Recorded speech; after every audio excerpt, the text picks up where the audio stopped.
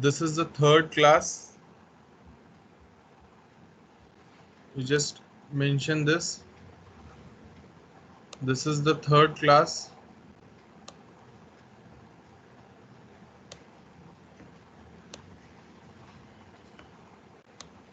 On agriculture income. Now the today's topic is calculation of business as well as agriculture income, where a person is engaged in such an activity where he is partly doing non-agricultural business and partly he is engaged in agriculture business, and there is no statutory method, just like rule 7a which deals with rubber, rule 7b which deals with coffee, rule 8 that deals with tea. वैसा कोई specific rule नहीं है. So in absence of any statutory method, how this total income of a person who is engaged in agriculture as well as non-agriculture business can be segregated. So for this segregation purpose, we need to prepare two separate PL account, that is profit and loss account. One profit and loss account for agricultural portion and one for non-agricultural portion. Now we'll individually segregate the items and will write the items in their respective profit and loss account. Here any inter-transfer of agro product to non-agro business shall be valued at market price. Remember, whenever suppose an agro business is there, we can take the example of Ashirwad. We must have heard the name Ashirwad company. It's a company which produces flour, wheat flour banati hai, that means atta. And suppose the company is engaged in agro business. They have their own farms where they produces the wheat, and then the wheat is transferred to the industry where they have been converted into flours and other items like biscuits and all. Now the time the agro business transfers goods to non-agro business, it is to be considered as sale for agro business and purchase for non-agro business. I think if you have done departmental accounting, you must be aware of this thing, that how this inter-departmental transfers were recorded in the books. We were recording in the same way. The department which is receiving the goods is considered as a purchasing department, and the department which is selling the goods is considered as a sale department, and the entry should be purchase to sale. That means purchase department to selling department. For selling department, it shall be regarded as sales, and now as we know that sales are recorded at market price, so we'll be recording all these items at market price.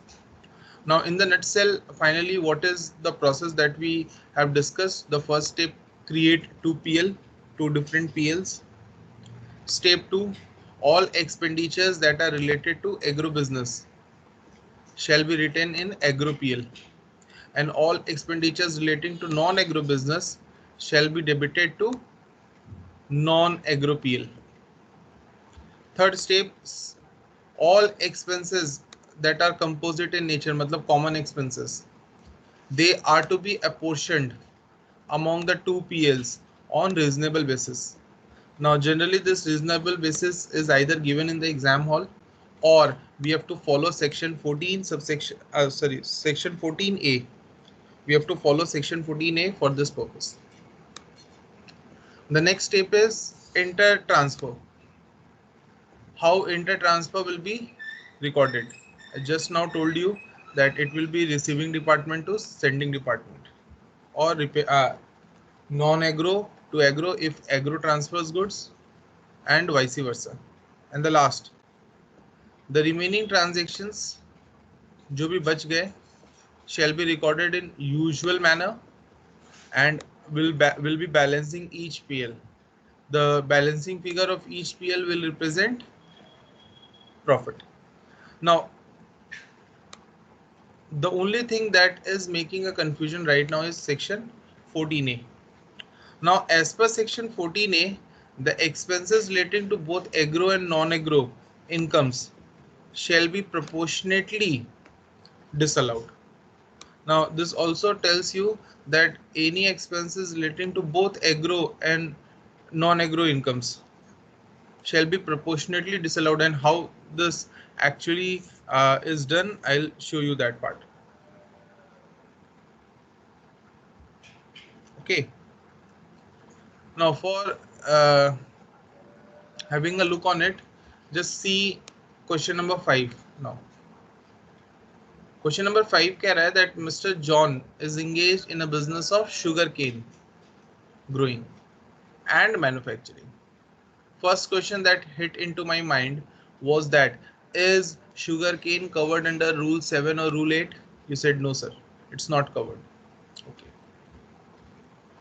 Following information से आपको बोला है find agro income and business income, that is non-agro income too.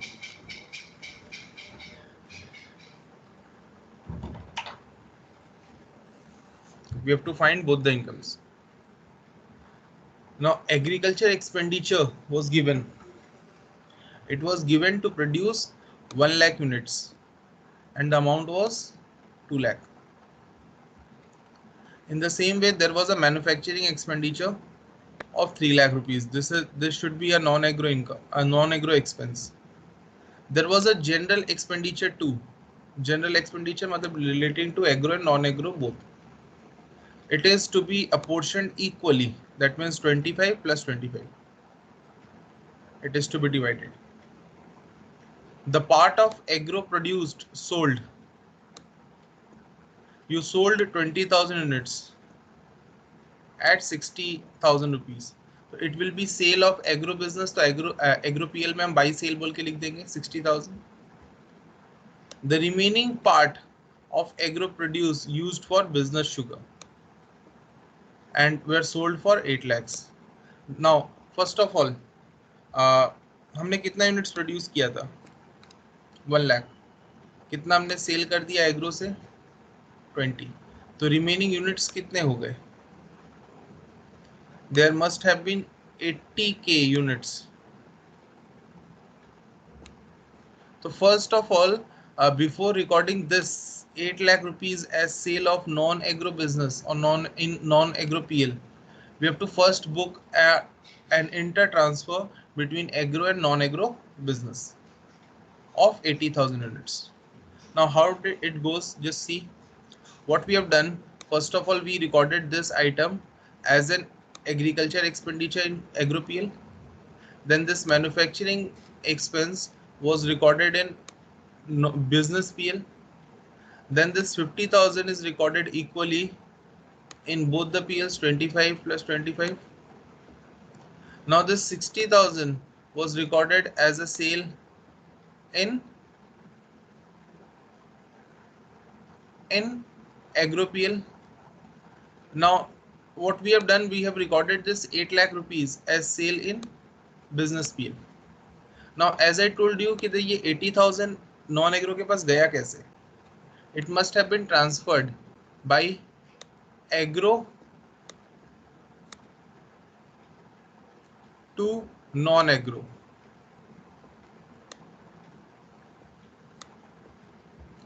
कितना?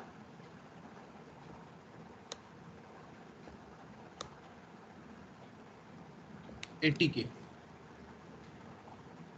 So what we have done, we have written on the credit side of agro, because it's a selling department, by transfer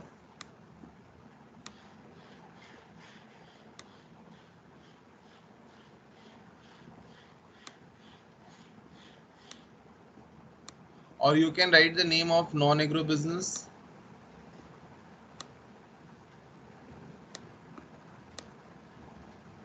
$80,000 units.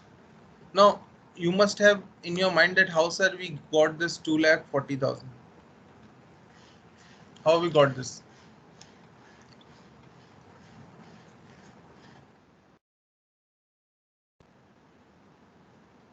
How we got 2,40,000. Now I told you that this transfer needs to be recorded on market value, and the market value of agriculture product is shown in sales. Just see, we sold 20,000 units for 60,000 rupees. That means each units were sold for 3 rupees. We'll assume that this 80,000 has also been sold at the same price to non-agro business, and we'll write it as 80,000 into 3, 2,40,000.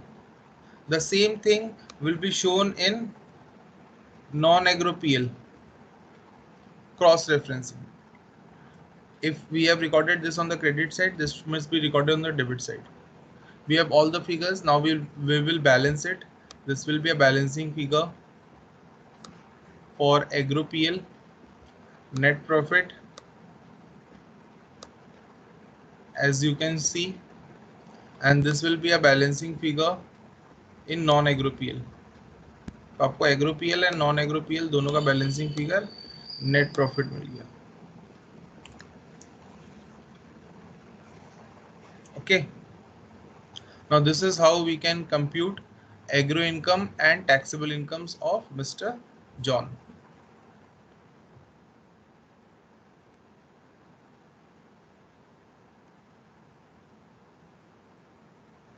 Okay, now the next thing in the series is tax treatment of agro income and impact of agricultural income on tax computation.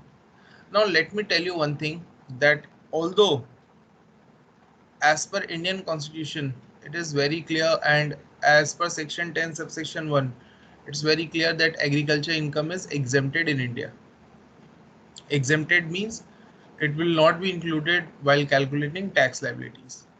You said yes. Okay, but this is very interesting thing that government has found a method by which they are actually charging tax on agriculture income, but in an indirect manner.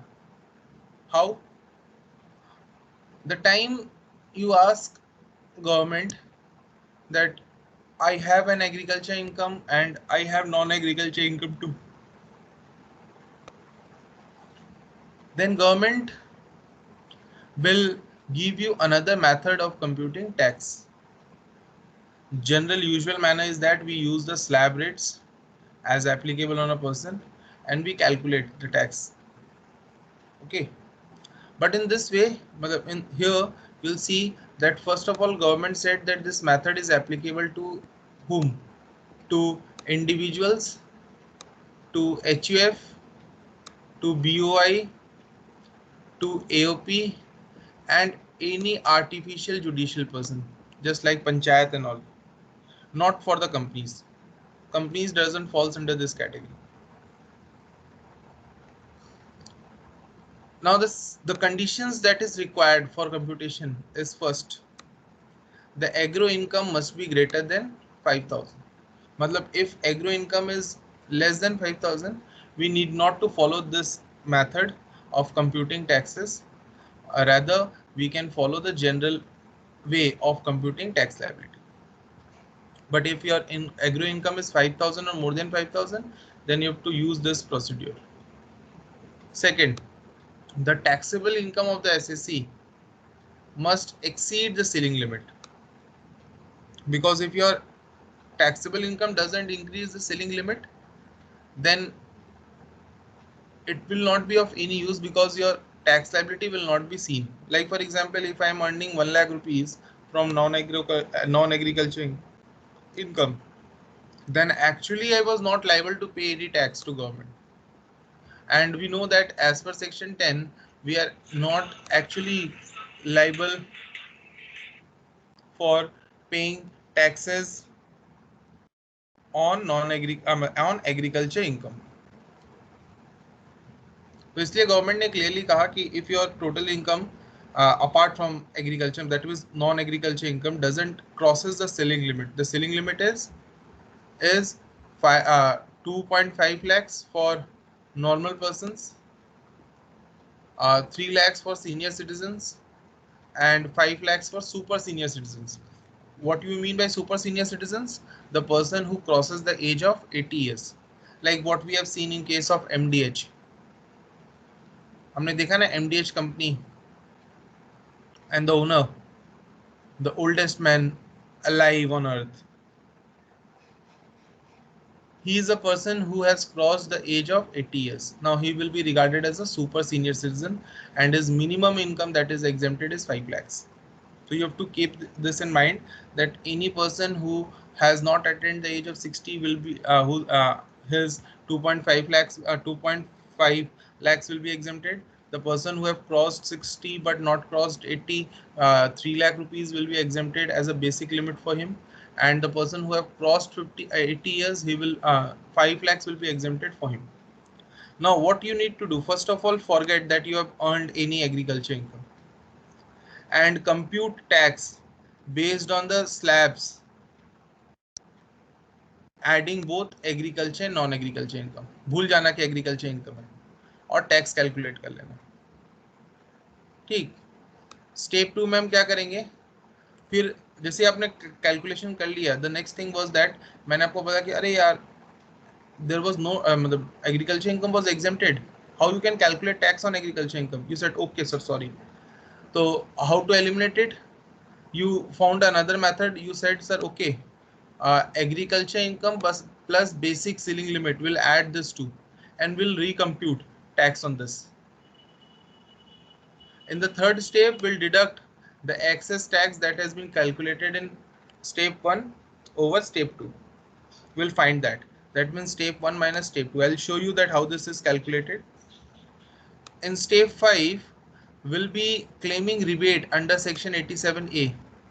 If now there is a change in this for this year, it will be 5 lakhs.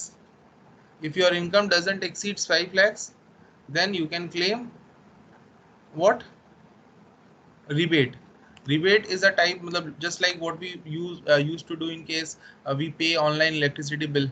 We need not to pay the exact amount that is shown in the bill.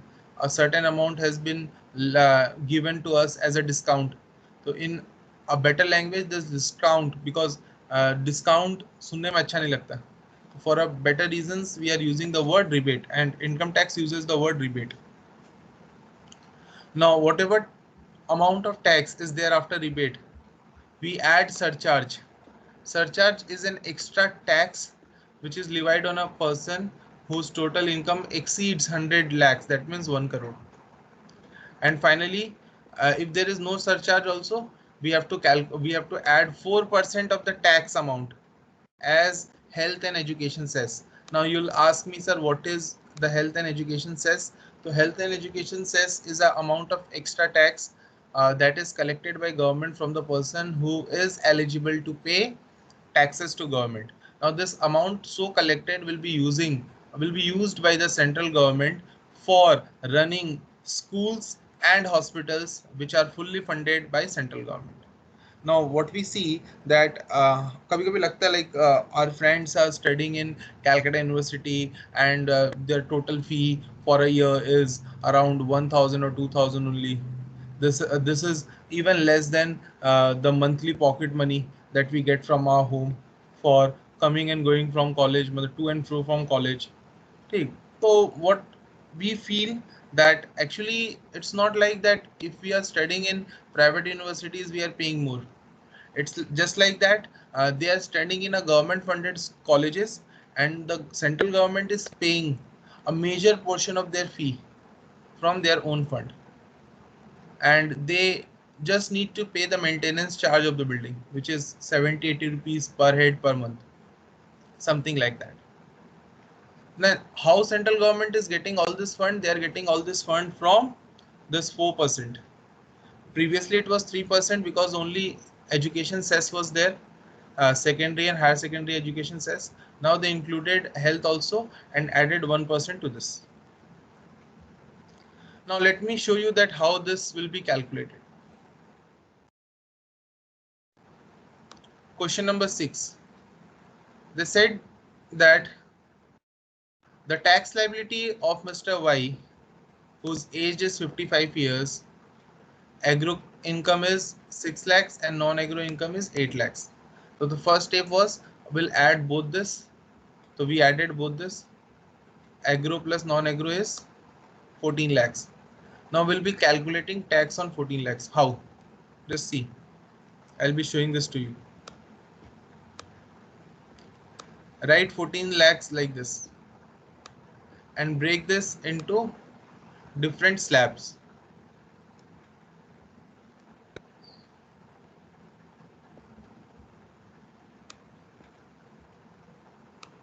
From 0 to 2.5 lakhs. मतलब 0 रुपया से 2.5 लाख रुपए तक. The tax rate is nil. And as a result, the tax amount is also nil. For the income which lies between 2.5 to 5 lakhs will be taxed at a different rate. I'll be telling this to you. For incomes from 5 lakh to 10 lakh will be following another tax rate, and anything above 10 lakhs will be taxed at a higher rate.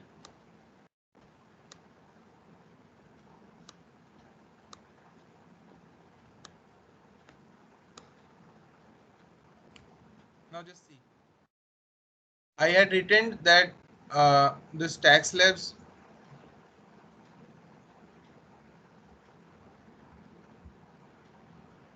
five, 20 and 30. These are the three tax rates.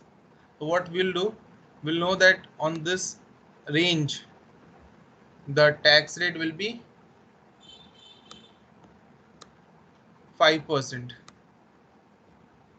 On this range, the tax rate will be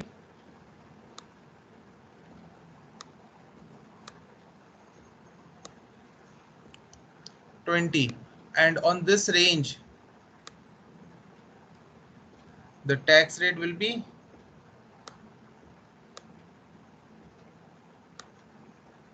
30%.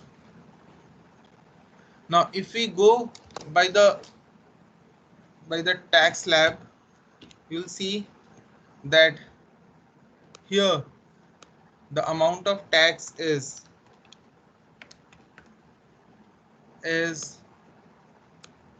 12,500. कैसे आया? क्योंकि 2.5 लाख से 5 लाख के बीच में कितने का range है? 2.5 lakh rupees का. विल चार्ज 5% ऑन 2.5 lakhs जो इसके बीच में आ रहा हूँ. नाउ नेक्स्ट 5 से 10 lakhs के बीच में कितने रुपए हुए? All together 5 lakhs. तो 5 lakhs का 20% we have to consider, and it's equal to 1 lakh.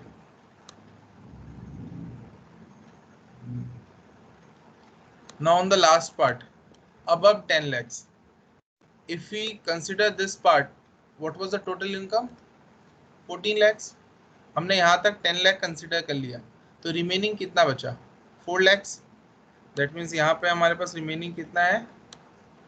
4 lakhs. तो 4 lakhs के ऊपर we have to calculate 30%, and the amount is 120. That means 1,20,000. Now if we add this 3, the total amount goes to 2,32,500. Clear? Now in the same way, we'll be following step 2. This time हमने क्या किया? हमने agro income plus ceiling limit की. तो agriculture income question में दिया था 6 lakh rupees का, and as mister Y is a person whose age is 55 years, then his basic exemption limit is 2.5 lakhs. So we added this to totals to 8,50,000. We'll be using the same. यहाँ तक तो same रहेगा 12,500. इस range में हमारे पास 3.5 lakh rupees है, तो हम 3,50,000 का 20% कैलकुलेट करेंगे और ऐड करेंगे 12,500.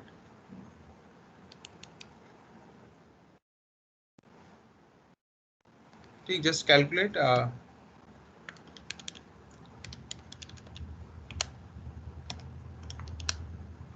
70 or here we have 12,500. Make it as 82,500. Now what we need to do, we need to deduct this 82,500 from our previously calculated value. 232,500 minus 82,500. This answer will be 1,50,000. Now what is 4% of 1,50,000? 4% of 1,50,000 is 6,000.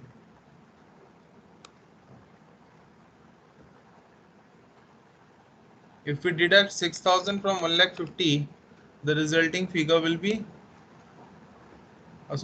if we add, the resulting figure will be 1,56,000.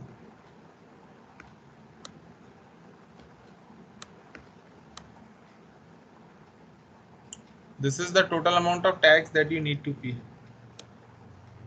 Now why I was saying कि उन्होंने actually हमसे tax ले लिया agriculture income पे, because the time you calculate tax on this 8 lakh rupees in a usual manner, leaving behind the 6 lakh rupees of agriculture income, just calculate and tell me that what will be the tax amount. I am calculating 12,500 plus 3 lakh rupees per 20%, that is 60, plus 12,500. The amount of tax would have been 72,500, and we'll be getting a rebate. Will not be getting a rebate, but we'll be adding 4% as cess. तो अगर हम usual manner में calculate करते तो हमारा tax liability आता 75,400. But by the process that the government has followed, we are actually paying 1,56,000 tax. So what we can say that government is indirectly collecting taxes on agriculture income. Okay.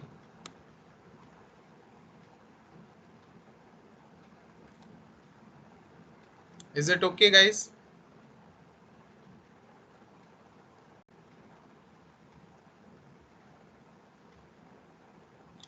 Now you do question number 7 right now.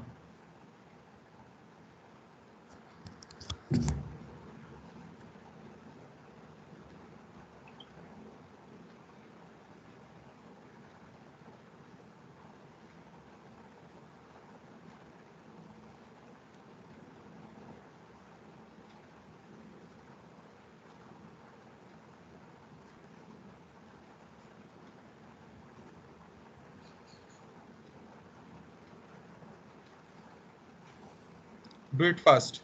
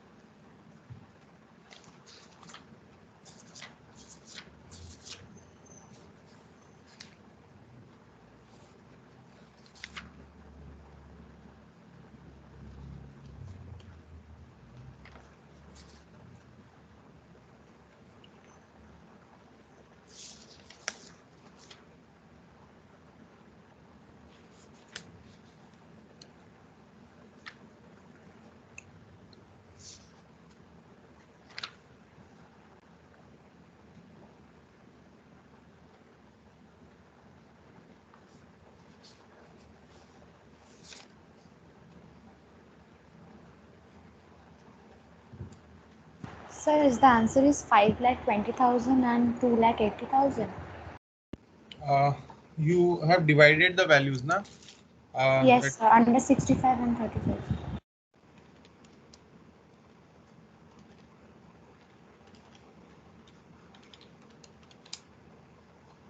5,20,000 and 2,80,000. Yes, sir. So now you have to calculate the tax liability. Now you have 5,20,000 as agro income and 2,80,000 as non-agro income. Now you can see that the person Mr. A is satisfying both the conditions of this part, section 10, that his agriculture income is more than 5,000 and his non-agriculture income is exceeding 2,50,000 and he is an individual. So you have to compute his tax liability as we have done right now by following these four methods. Calculate it fast.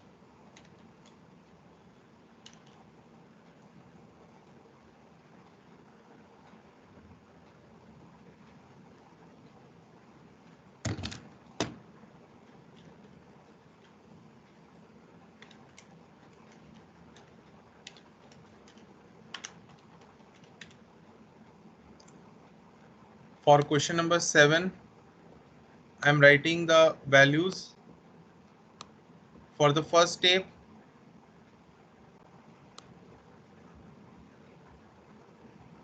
the value will be 72,500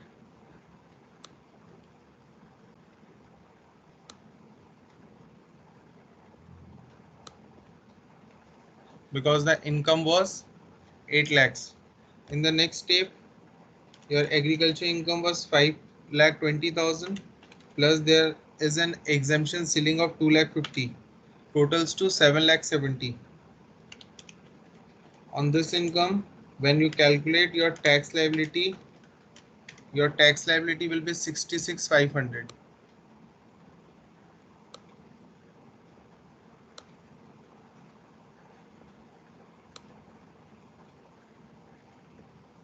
Now what we need to do, we need to deduct it from the above and we'll be getting the value of 6,000. Now I asked you whether he is eligible for rebate. You said, sir, as his non-agriculture income didn't exceeded 5 lakhs, he can claim rebate. He can claim rebate up to what? Now let me tell you that if the total income, non-agriculture income of an individual, remember, if non-agro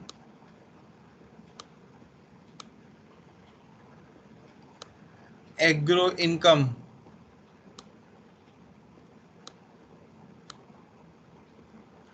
is less than equal to 5 lakh, तब आपको rebate मिलता है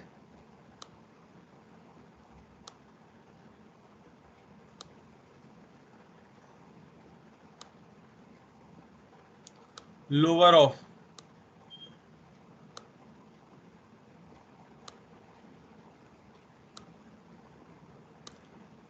that means discount. Lower of what? Two things. The first is 12,500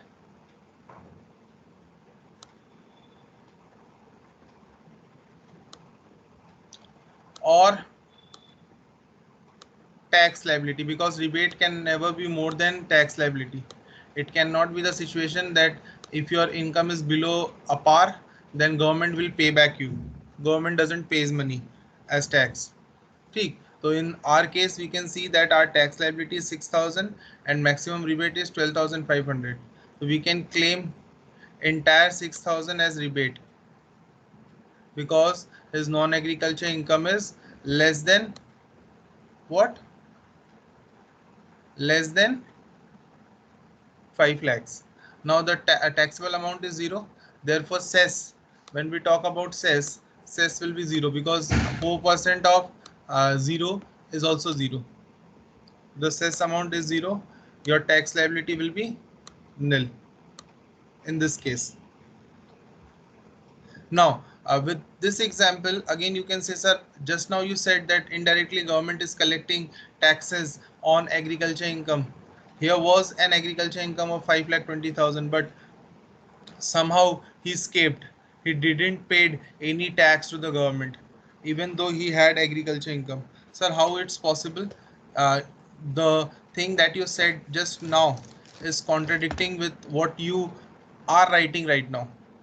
So I said, uh, this is the reason why you cannot clearly say this is a part of research, that why I've chosen these two questions.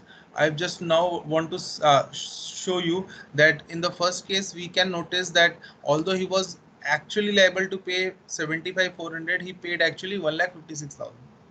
That means he's paying higher value on agriculture income as tax. But in the next question we are seeing that this doesn't happens. So what is the outcome? The final conclusion is that this happens, that means a person had to pay taxes on agriculture income if he has huge amount of agriculture as well as equivalent or higher amount of non-agriculture income too. Like in the previous example we saw that his non-agriculture income was greater than agriculture income, but in this case his agriculture income was greater than his non-agriculture income, therefore this happened. Is it clear? Write against this, matlab against this 6,000 you write less rebate, less rebate.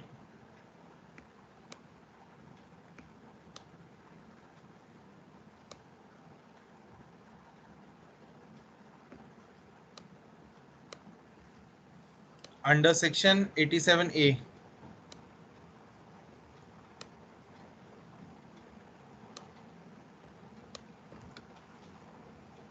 Okay. So guys, this is all about agriculture income.